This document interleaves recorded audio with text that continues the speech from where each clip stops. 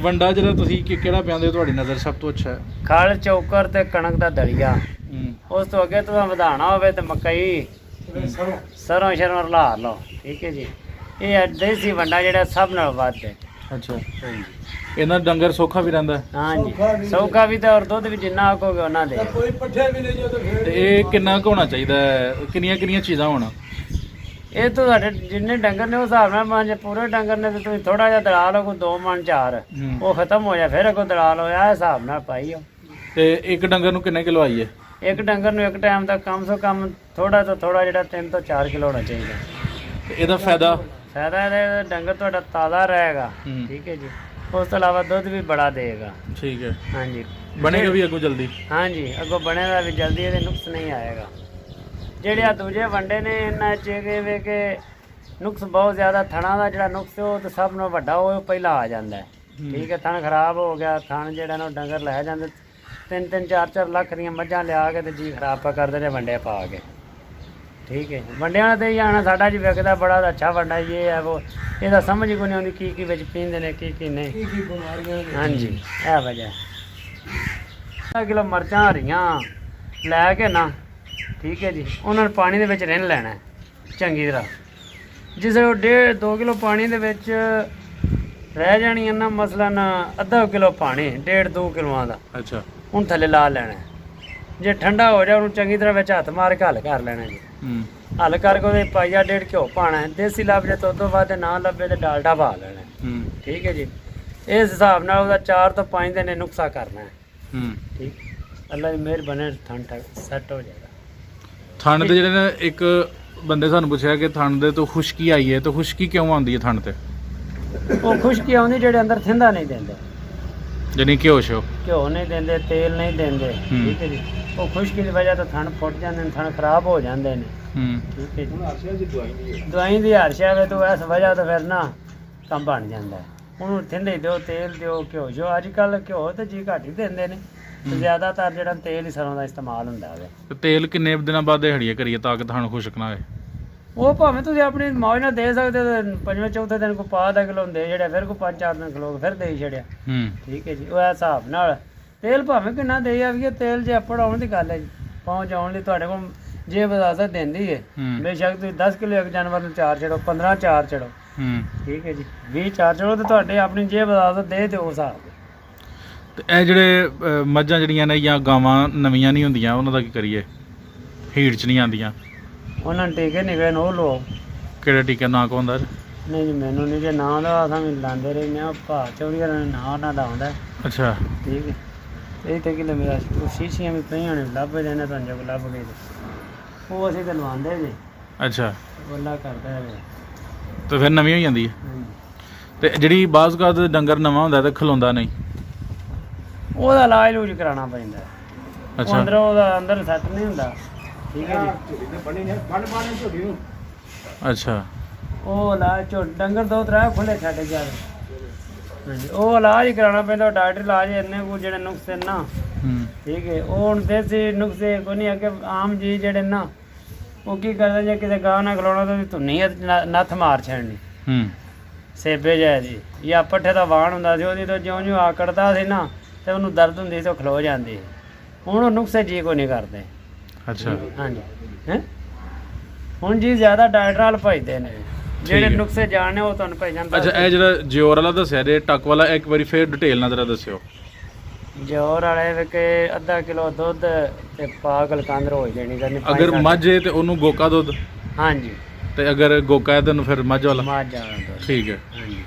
ਤੇ ਜਿਹੜਾ ਟੱਕ ਹੈ ਉਹਦਾ ਜਰੀਕ ਕੰਨ ਟੱਕ ਲੈਣਾ, ਅੱਗੋਂ ਕਰੂੰਬੜੀ ਕੋਲ ਕਰਕੇ ਜੀ, ਤੇ ਬਰੀਕ ਨਹੀਂ ਕੰਨ ਇੱਥੇ ਕਰਕੇ ਹੁੰਦਾ। ਹਾਂਜੀ। ਇਹ ਤਾਂ ਭਾਵੇਂ ਕਿਹੜੀ ਸਾਈਡ ਦਾ ਜਰੀਕ ਨਾ ਪਛ ਲਾ ਲੈਣਾ ਕਿ ਖੂਨ 2 ਤੋਂ 3 ਕਤਰੇ ਡਿੱਗ ਪਵੇ। ਠੀਕ ਹੈ। ਪਹਿਲਾਂ ਅੱਜ ਮਲ ਕੇ ਜਿਸ ਵੇਲੇ ਗਰਮ ਹੋ ਜਾਣਾ, ਠੰਡਾ ਹੋਣਾ ਬੜਾ। ਠੀਕ ਹੈ ਜੀ। ਉਹ ਜਰੀਕ ਪਛ ਲਾ ਕੇ ਤੇ ਚੀਜ਼ ਦਾ ਖੂਨ 2-3 ਕਤਰੇ ਡਿੱਗ ਪਵੇ, ਪਾਈਆ ਗੁੜ ਲੈ ਕੇ ਤੇ ਪਾਈਆ ਹੀ ਗੰਢੇ ਲੈ ਕੇ ਤੇ ਕੁੱਟ ਕੱਟ ਕੇ ਉਹਦੇ ਅੰਦਰ ਦੇ ਗਿਆ। ਅੱਛਾ।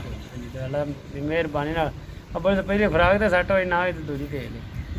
ਠੀਕ। 2 ਖੁਰਾਕਾਂ ਸੈੱਟ ਹੋ ਜਾਣੀਆਂ। ਸਹੀ ਹੋ ਗਿਆ। ਅੱਛਾ। ਬਾਜ਼ਗਾਦ ਡੰਗਰ ਜੁਗਾਲੀ ਨਹੀਂ ਕਰਦਾ, ਉਹਦੀ ਕੀ ਵਜ੍ਹਾ ਹੁੰਦੀ ਹੈ? ਉਹ ਇਹ ਵਜ੍ਹਾ ਹੁੰਦੀ ਜਦੋਂ ਆਉਂਦੇ ਨੇ ਟੱਕ ਤੋਂ ਮੇਦੇ ਤੋਂ ਫੜ ਕਰਦਾ। ਠੀਕ ਹੈ ਜੀ। ਤੇ ਉਹ ਫਿਰ ਟੱਕ ਦੀ ਵਜ੍ਹਾ ਤੇ ਤਾਂ ਗਾੜੀ ਨਹੀਂ ਕਰਦਾ। ਜਿਵੇਂ ਇੱਕ ਬੰਦੇ ਦੀ ਰੋਟੀ ਨਹੀਂ ਨਾ ਹਜ਼ਮ ਹੁੰਦੀ, ਇਹ ਸ਼ਕਲ ਹੁੰਦੀ ਹੈ। ਡੰਗਰ ਫਿਰ ਪਰੇਸ਼ਾਨ ਹੋ ਜਾਂਦਾ ਹੈ, ਠੀਕ ਹੈ ਜੀ, ਤਗਾਈ ਨਹੀਂ ਕਰਦਾ। ਠੀਕ ਹੈ। ਦੁੱਧ ਵਧਾਉਣ ਦਾ ਕੋਈ ਹੈ ਕੋਈ ਡੰਗਰ ਦਾ ਦੁੱਧ ਵਧਾਉਣਾ ਹੈ? ਦੁੱਧ ਤੇਲ ਦਾ ਹੀ ਹੈ ਤਾਂ ਆਟੋਮੈਟਿਕ ਵਧਾ ਜਾਂਦੀਆਂ ਜੀ। ਤੇਲ ਕਿਹੜਾ? ਤੇਲ ਸਰੋਂ ਦਾ। ਉਹ ਕਦੋਂ ਦਈਏ ਤਾਂ ਕਿ ਦੁੱਧ ਵਧੇ ਉਹਦਾ? ਹੋਣਾ ਬੜਾ ਮੌਸਮ ਹੈ ਤੇਲ ਦੇਣ ਦਾ, ਠੀਕ ਹੈ। ਤਾਂ ਸਾਫ ਮੌਸਮ ਯਾਨੀ ਕਿ ਜਦੋਂ ਮੌਸਮ ਖਰਾਬ ਹੋਣਾ ਨਾ, ਅੱਛਾ, ਉਦੋਂ ਨਹੀਂ ਦੇਣਾ। ਖਰਾਬ ਮੌਸਮ ਤੋਂ ਮੁਰਾਦ ਜਿਵੇਂ ਮੈਂ ਹੁਣ ਬੱਦਲ ਸ਼ਦਲ ਬਣੇ ਆ ਨਾ, ਠੀਕ ਹੈ ਜੀ, ਤਾਂ ਤੇਲ ਦਿੱਤਾ, ਕਣੀਆਂ ਪੈ ਗਏ ਨੇ, ਉਹ ਡੰਗਰ ਸੱਟ ਨਹੀਂ ਰਹਿੰਦਾ, ਬਿਮਾਰ ਹੋ ਜਾਂਦਾ। ਖੂਨ ਜਿਹੜਾ ਹੁੰਦਾ ਨਾ ਮਸਲਨ, ਹਾਂਜੀ। ਤੇ ਇਹ ਜਿਹੜਾ ਇੱਕ ਲੋਕ ਆਂਦੇ ਨੇ ਕਿ ਸਾਡੇ ਡੰਗਰ ਦੁੱਧ ਘਟਾਈ ਜਾਂਦੇ ਨੇ ਪਏ, ਤੇ ਤੁਹਾਡਾ ਕਹਿਣਾ ਕਿ ਉਹਨੂੰ ਅਗਰ ਦੇਸੀ ਤੇਲ ਦਿੱਤਾ ਜਾਏ ਤਾਂ ਦੁੱਧ ਨਹੀਂ ਘਟੇਗਾ? ਹਾਂਜੀ। ਤੇ ਦੇਸੀ ਤੇਲ ਜਿਹੜਾ ਸਰੋਂ ਦਾ ਉਹ ਕਿੰਨਾ ਪਾ ਦੇ ਲਈਏ ਆਪਾਂ ਇਹ ਤੇਲ ਜਿਹੜਾ ਕਿੰਨੇ ਦਿਨਾਂ ਬਾਅਦ? ਇੱਕ ਦਿਨ ਦੇ ਲਿਆ, ਇੱਕ ਦਿਨ ਨਹੀਂ ਦੇਣਾ, ਫਿਰ ਇੱਕ ਦਿਨ ਦੇ ਲਿਆ। ਠੀਕ ਹੈ। ਹਿਸਾਬ ਨਾਲ ਦੇਣਾ। ਤੇ ਇਹ ਕਿੰਨੇ ਦਿਨ ਲਗਾਤਾਰ ਦਿੰਦੇ ਰਹਿਣਾ? ਇਹ 2 ਕਿਲੋ ਦੇ ਦਿਓ, 4 ਦੇ ਦਿਓ, 5 ਦੇ ਦਿਓ, ਅਕਸਰ ਤੇ ਉਹਨੇ ਸੀ ਤਾਂ ਦੇਣਾ ਪਾਈਏ, ਵੱਧ ਨਹੀਂ ਦੇਣਾ। ਠੀਕ ਹੋ ਗਿਆ। ਇੱਕ ਦਿਨ ਛੱਡ ਕੇ ਇੱਕ ਦਿਨ? ਹਾਂਜੀ, ਦੇਣਾ ਇੱਕੋ ਪਾਈਆ ਹੈ। ਠੀਕ ਹੈ ਜੀ, ਜ਼ਿਆਦਾ ਨਹੀਂ ਦੇਣਾ, ਕਿਉਂਕਿ ਜ਼ਿਆਦਾ ਦਿੱਤੇ ਵਿੱਚ ਡੰਗਰ ਬਹਿ ਜਾਂਦੇ ਨੇ। ਠੀਕ ਹੋ ਗਿਆ। ਨੀਚਾ ਡੈਕ ਹੋ ਜਾਏਗਾ, ਪੱਠੇ ਨਾ ਖਾਏਗਾ, ਤੁਹਾਨੂੰ ਪਰੇਸ਼ਾਨੀ ਆ ਜਾਏਗੀ। ਤੇ ਸਾਡਾ ਹੁਣ ਕੋਈ ਤੇਲ ਦਿੱਤਾ, ਸਾਡੇ ਡੰਗਰ ਪੱਠੇ ਨਹੀਂ ਖਾ ਰਹੇ। ਠੀਕ ਹੋ ਗਿਆ ਜੀ। ਇਸ ਵਜ੍ਹਾ ਤੇ ਦੇਣਾ ਇੱਕੋ ਪਾਈਆ ਹੈ। ਇੱਕ ਦਿਨ ਵਿੱਚ ਛੁੱਟੀ ਕਰ ਲਓ, ਫਿਰ ਦੂਸਰੇ ਦਿਨ ਪਾਈਆ ਦੇ ਦਿਓ। ਗੋੜ ਵੀ ਨਾਲ ਦੇਣਾ? ਹਾਂਜੀ। ਤੇ ਜਿਹੜਾ ਹੁਣ ਗਰਮੀ ਦਾ ਮੌਸਮ ਆ ਗਿਆ ਤੇ ਕਈ ਜਾਨਵਰ ਗਰਮੀ ਕਰ ਜਾਂਦੇ ਨੇ, ਗਰਮੀ ਲੱਗ ਜਾਂਦੀ ਉਹਨਾਂ ਨੂੰ, ਤਾਂ ਲੱਗ ਜਾਂਦਾ, ਉਹਨਾਂ ਨੂੰ ਵੀ ਤੇਲ ਘਰਕਦੇ ਨੇ? ਆਹੋ। ਹਾਂਜੀ। ਤਾਰਾ ਮੇਰਾ ਲੈ ਲਓ, ਉਹਨੂੰ ਦਲਾ ਲਓ, ਮੋਟਾ ਨਿੱਕਾ ਕਰ ਲਓ। ਅੱਛਾ। ਸਰੋਂ ਦੇ ਖਾਲੇ ਉਹਦੇ ਵਿੱਚ ਰਲਾ ਕੇ ਦੋ, ਜੇ ਉਹ ਖਾ ਜਾਣ ਤਾਂ ਸਭ ਨਾਲ ਬਿਹਤਰ ਹੈ। ਨਹੀਂ ਤਾਂ ਉਹਨਾਂ ਨੂੰ ਨਾਲ ਰੋਜ਼ ਦੀਆਂ 2-3 ਨਾਲ ਇੱਕ ਜਾਨਵਰ ਨੂੰ ਦੇ ਦਿਓ, ਸੈੱਟ ਹੋ ਜਾਂਦੇ, ਨਹੀਂ ਗਰਮੀ ਮਨਾਉਣ ਲੱਗੇ। ਵੇ ਗਰਮੀ ਨਹੀਂ ਮਨਾਉਣ ਲੱਗ। ਹਾਂਜੀ। ਠੀਕ ਹੋ ਗਿਆ। ਠੀਕ ਹੋ। ਤੇ ਤੁਹਾਡੀ ਨਜ਼ਰ 'ਚ ਕਿਹੜਾ ਮਸਾਲਾ ਜਿਹੜਾ ਵੇ ਲਗਾਤਾਰ ਦਿੰਦੇ ਰਹੀਏ ਜਾਨਵਰ ਨੂੰ ਹਫਤੇ ਵਿੱਚ ਜਾਂ 15 ਦਿਨਾਂ ਬਾਅਦ, ਤਾਂ ਕਿ ਜਾਨਵਰ ਬਿਮਾਰ ਨਾ ਹੋਏ ਔਰ ਉਹਦੀ ਖੁਰਾਕ ਵੀ ਠੀਕ ਰਹੇ, ਦੁੱਧ ਵੀ ਠੀਕ ਰਹੇ?